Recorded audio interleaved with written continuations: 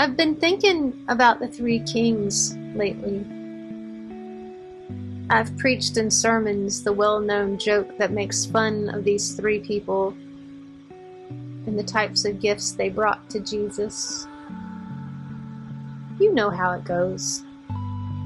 If they were three wise women, they would have brought diapers, a bottle of wine, and something else more fitting for welcoming a baby into the world. Gold, frankincense, and myrrh. Lovely ideas, but in reality they are just three more items Mary and Joseph will lug around. I've also preached about how powerful these three gifts actually are. Not because of their monetary value, but what they represent. If you're curious, then take a little stroll in your browser and see what comes up.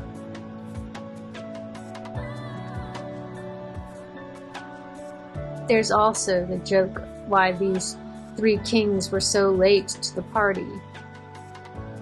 Again, this joke makes fun in general sweeping assumptions about men and their lack of desire to stop and ask for directions.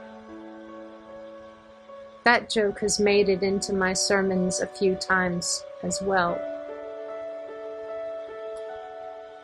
This year, I sat with the three kings.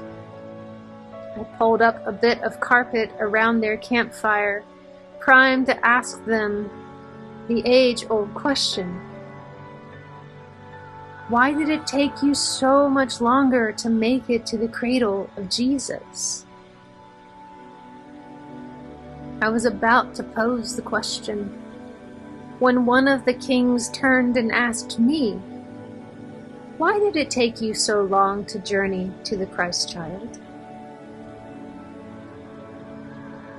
I was not prepared to be asked this question. I mean, this was supposed to be the question I asked them. And I turned over bits and pieces of a hastily unprepared answer when one of the kings put his hand on my shoulder and smiled a big, deep, face-covering smile, letting me know that they were only kidding. You are not the first to desire an answer to that question, the king spoke. We get asked that often, especially around this time of year. The short answer to your query is this: the journey took as long as it needed to for us to make our way to the child. Besides, how boring would a road trip be without any stops along the way? The kings were nice guys, and they had over the course of their journey developed a wonderful and welcoming spirit among them. It was clear I was not the first person to seek them out, with judgment and curiosities overflowing my own well of wonder.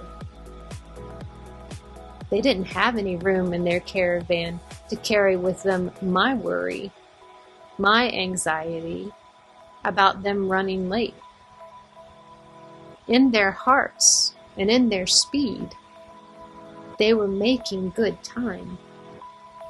And by good, I mean they were following faithfully the path before them. How does that song go? You can't hurry love. No, you just have to wait.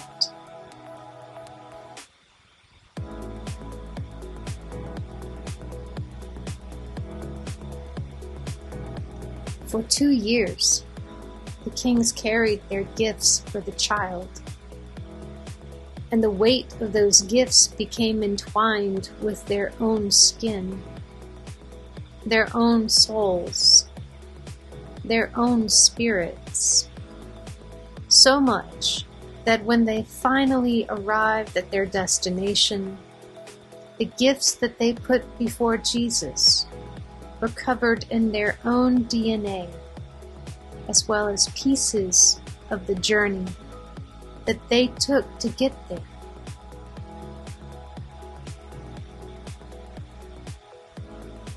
The cases carrying their gifts weren't brand spanking new and pristine any longer. They were dirty, probably a little dented, lost its shine. But after 2 years, no gift that they presented would compare with the gift that they received. 2 years, a lifetime, a journey that changed their hearts forever. And of course, the gift of being awed by the child they have been seeking. As the kings packed up to continue their journey, I thought about my own journey and how long it took me to make it to the manger. I'll save that story for another day, but what I can say is that it took me much longer than 2 years. And by the time I got to the cradle of Christ, I understood that it wasn't my gift I was carrying, but the gifts given to me by the voyage, the journey, the U-turns, by the times my heart had been broken and healed,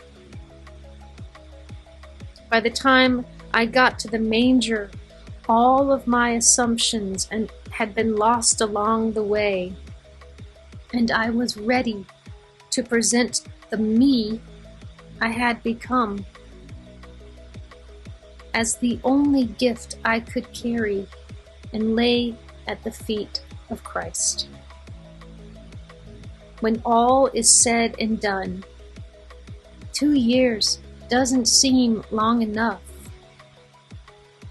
But they were wise men, and they were wise people, and their only hope was to come and pay homage to the King.